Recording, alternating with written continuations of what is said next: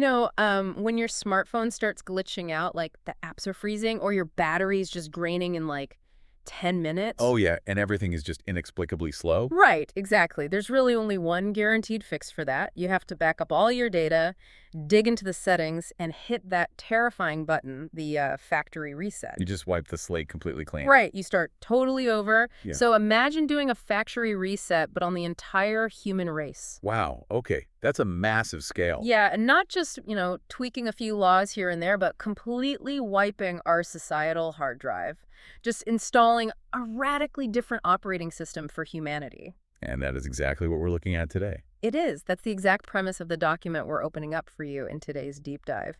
It's this highly detailed, deeply syncretic spiritual manifesto. It was translated from a 2006 text. Right. It's titled Blessings from the Kingdom of Heaven, and it's authored by a figure known as Deiform Buddha. A fascinating title. Totally. And it essentially marks the official reopening of the gates of something called Lifechanyuan.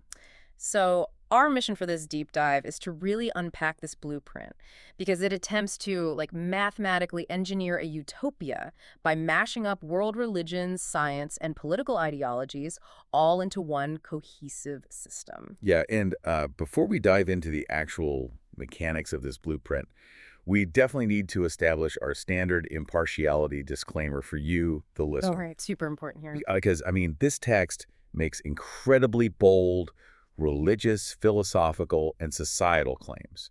And as always, the mission of this analysis is not to endorse these views or, validate their theological accuracy. We're not taking any sides whatsoever. We're just laying it out. Exactly. The goal is strictly to objectively explore the fascinating framework and the, frankly, rather radical ideas that are contained within the source material itself. Yeah, we are basically just your tour guides through the text. Yeah. And the final destination of this tour is a period that the author calls the Lifechanyuan era. Which is really the core prophecy of the whole document. Right. Humanity is allegedly entering this golden age, and it's supposed to last exactly 1,000 years. Not 900, not 1,001. Right. Exactly 1,000. Exactly 1,000. It's described as a literal earthly paradise, like a replica of something called the 1,000-year world. The author paints this picture of, constant spring blossoms and universal harmony everywhere. It sounds idyllic. But they actually get very specific about what this looks like on a practical level, too. Yeah, they do. The text claims that in this era, if you drop something on the street, no one will take it. Oh, wow. Right. You can leave your doors totally unlocked at night. Talents won't be overlooked just because someone happens to live out in a remote countryside. So total equality of opportunity. Precisely. And the big claim is that greed, selfishness, deception, anxiety, and, get this, even disease. Disease? Yeah, even disease will completely vanish from the human experience. Well, the blueprint doesn't just promise these outcomes magically, right? It demands some radical erasures to actually achieve them. Oh, yeah. The cost of entry is steep. The text explicitly states that to enter this perfect 1,000-year harmony, certain fundamental pillars of human society basically have to disappear entirely. Like completely wiped out. Right. It lists the dissolution of nations, religions, political parties, and this is the one that really gets people families. Okay, let's unpack this. Because when I read that part, the part about eradicating the family, I just completely paused. It's definitely the most jarring part of the text. Right. Because I can understand, doing away with political parties or borders in a utopian vision. That fits the whole factory reset idea, removing dividing lines. Yeah, getting rid of factions. Exactly.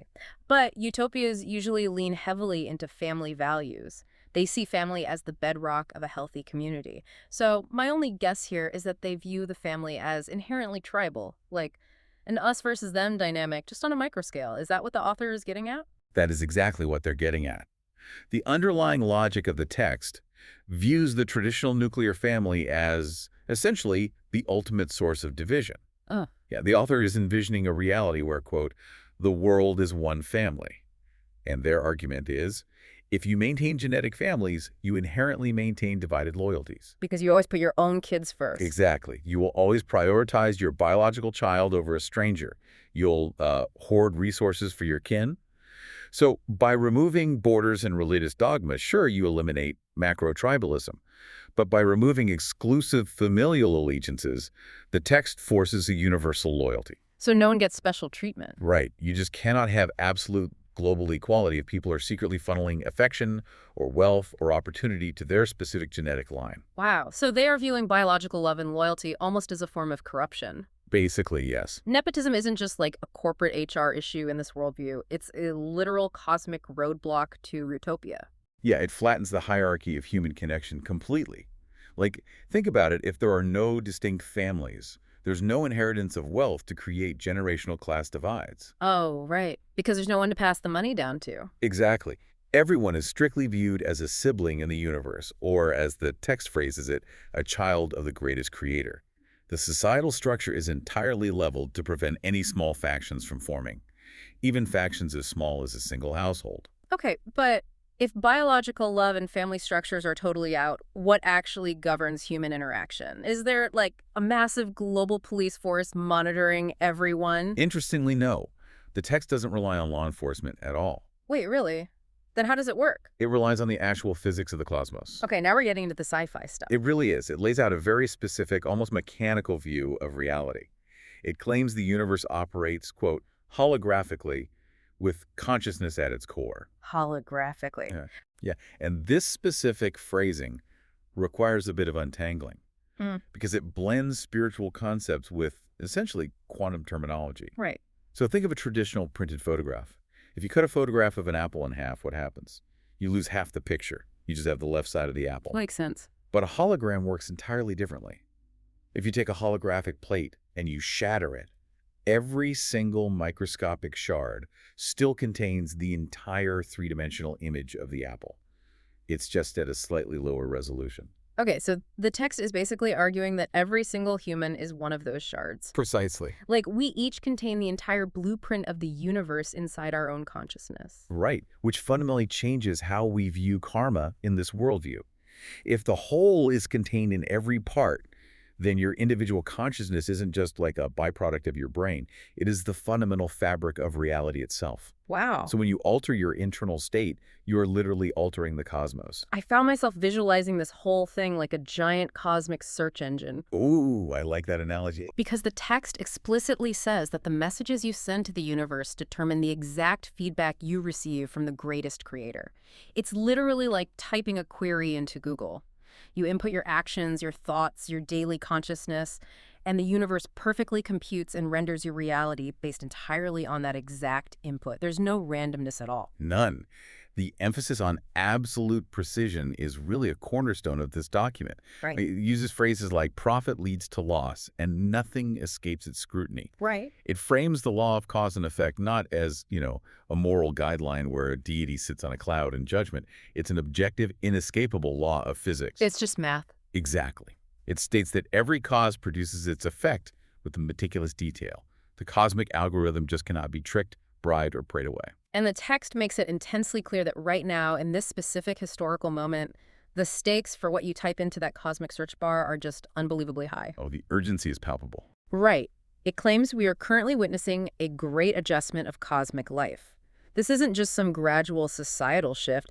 It's described as a super rare, narrow window of opportunity that only happens once in hundreds of millions of years. Yeah, it's an incredibly urgent wake-up call. Like, you have to adapt to the new mechanics right now or face the consequences. And if we connect this to the bigger picture, the author uses a very specific sense of cosmic urgency to push the reader into action. They famously quote a poetic verse to illustrate this tipping point. Oh, right, the one about the ship. Yeah. Beside the wrecked ship, thousands of sails pass by. In front of the sick tree, countless new shoots thrive. That's a great visual. It is, and the metaphor is stark. The wrecked ship and the sick tree represent the old paradigm. The world of nations, nuclear families, ideological conflict. The glitches in the operating system? Exactly. The universe is upgrading its operating system right now. So if you cling to the old societal structures, you become the wrecked ship left rotting in the water, while the rest of humanity sails forward into the 1,000-year era. But, okay. With a cosmic engine that is this unforgiving, undergoing an upgrade that only happens once every few 100 million years, You'd expect the text to introduce, like, a brand new, highly exclusive prophet to guide us through it. Well, that is exactly what you would expect. But it does the exact opposite. Yeah. And here's where the document gets really interesting to me. It claims the Lifechanyuan era is the direct result of the ceaseless historical efforts of Christians, Buddhists, Muslims, Taoists, And Marxists. and communists. Yes. The level of ideological syncretism here is just massive. It places entirely disparate worldviews under one enormous umbrella. I mean, if you're listening to this and wondering how on earth a strictly materialist philosophy like Marxism shares a blueprint with a text about the kingdom of heaven, you are not alone. I was completely tripped up by this. It seems like a total contradiction. Right. Historically, Marxism views religion as the opiate of the masses, right? Like an illusion to be discarded. How does a spiritual manifesto place Karl Marx on the exact same pedestal as Buddha and Jesus? To reconcile this, you really have to look at how the author dissects historical movements. Because the text essentially strips all of these philosophies and religions of their rigid dogmas and historical conflicts. So it takes the parts it likes and ignores the rest. Essentially, yes. It Right. bypasses the theological disagreements between Islam and Christianity, just as it completely bypasses the materialist versus spiritual divide between Marxism and Buddhism. Huh. Instead, it extracts the utopian intent from each ideology. It views all of them as parallel historical drafts of the exact same grand blueprint toward human betterment. Oh, I see. So it looks at Marxism's ultimate goal of a stateless, classless, equal society and says, yes, that structural equality is part of the divine plan. Right. Then it looks at Buddhism's goal to end internal human suffering and says, yes, that psychological freedom is also part of the plan. It's merging the external political utopia with the internal spiritual utopia. Exactly. It's the ultimate Big Ten philosophy. But, and this is crucial, the text demands a highly selective engagement with these historical And figures. very selective. It provides incredibly specific instructions on how to interact with them, ensuring followers don't accidentally fall back into the old traditional dogmas. Like with the concept of God. Right. It draws a very sharp line there. It states that the Old Testament God who created Israel is specifically not the supreme Lord of the universe. Right. Believers are instructed to revere the greatest creator, which is an entity described as having 8 main characteristics. And while the text doesn't list them all in this specific excerpt, the implication is a clear shift away from a tribal, anthropomorphic deity.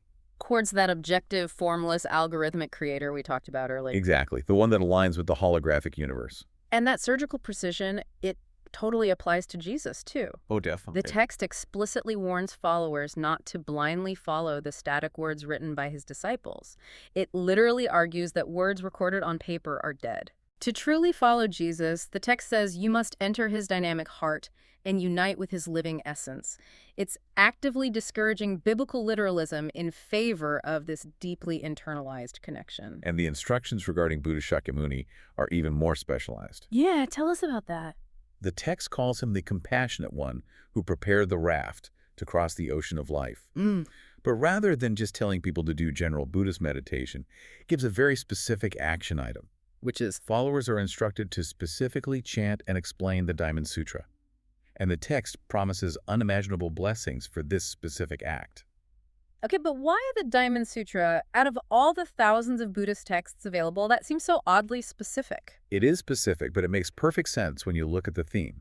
The Diamond Sutra is famous for its relentless focus on cutting through illusions and attachments. Okay. It teaches that all composite things, so identities, societal structures, even the self, are fleeting, like a dream or a bubble.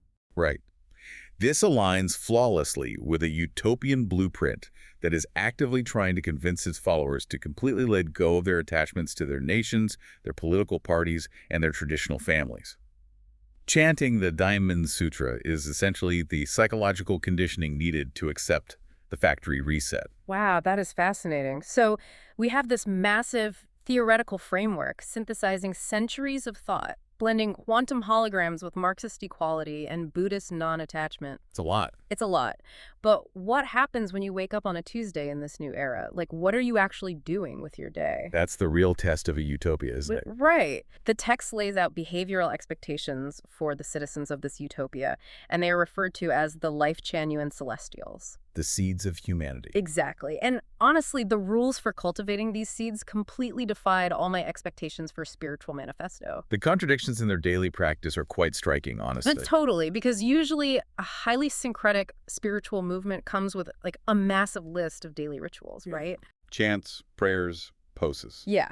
But this text explicitly warns against getting attached to gong practices, mystical arts, meditation, or rituals.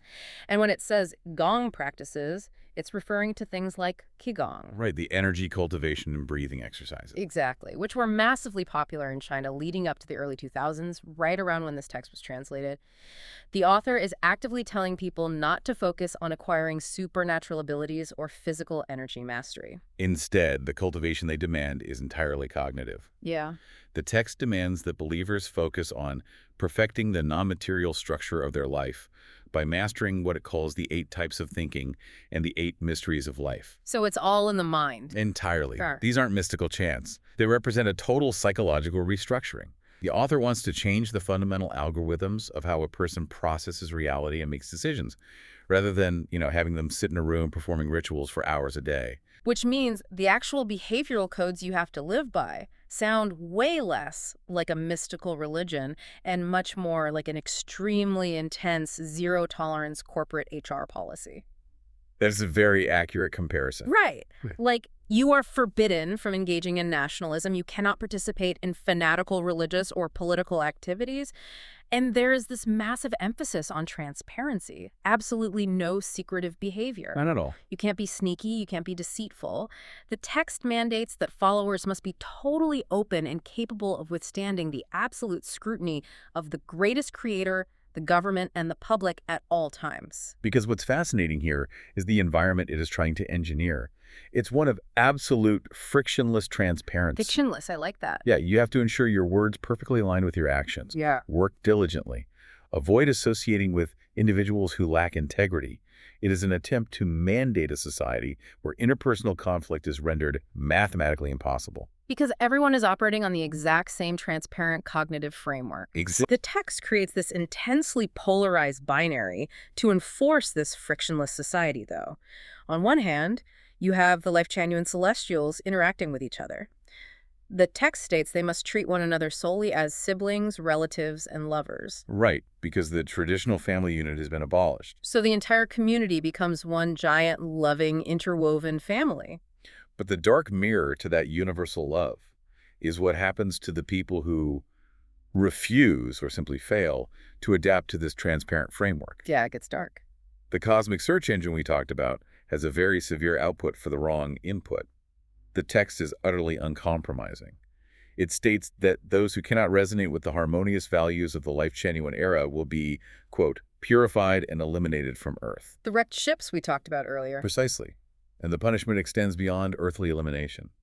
The text warns they will endure the tribulations of 1,000 years in purgatory. Oh. So underneath this bright, beautiful vision of spring blossoms, unlocked doors, and global brotherhood lies the requirement for a ruthless cosmic sorting process. The ultimate utopia requires the complete elimination of anything and anyone that introduces friction into the harmony. Right. So what does this all mean for you listening right now? We've explored a 1,000-year earthly paradise, a holographic universe governed by precise algorithmic karma, a philosophical mashup that strips the dogma out of Jesus, Buddha, and Marx. And a strict cognitive behavioral code that demands total public transparency. Right. Whether you view this 2006 document as a fascinating sociological artifact, a creative philosophical puzzle, or, an intriguing worldview, it highlights a very deep universal human desire. When we look at a world fractured by ideological wars, economic disparity, and religious conflict, we all secretly yearn for a system that finally makes sense of the chaos. We really do. We want a blueprint that can take the messy, conflicting realms of religion, science, and politics and weave them into one neat, mathematically precise utopia. We want the factory reset to fix the glitches. It is a powerful and entirely understandable desire. But exploring this text forces us to confront the true structural cost of that reset, Yeah. which leaves us with a critical question to ponder. The source material promises an era of ultimate freedom, joy, and peace. But as we've seen, it explicitly demands the complete destruction of nations, organized religions, and most intimately, the traditional family unit to get there. Right. It forces us to ask, If you eliminate the very institutions that historically give humans their sense of identity, belonging, and personal loyalty, does the resulting global harmony come at the cost of what makes us uniquely human in the first place? Can true freedom actually exist without the personal, messy, sometimes tribal ties that bind us together? That is a heavy concept to chew on. If you mathematically engineer the perfect operating system for society, do you lose the user's soul in the process? Thank you so much for exploring this fascinating utopian blueprint with us. We hope this deep dive gave you something entirely new to think about today. Thank you for sharing your time with us. Keep questioning the systems around you and keep learning. We'll catch you on the next deep dive.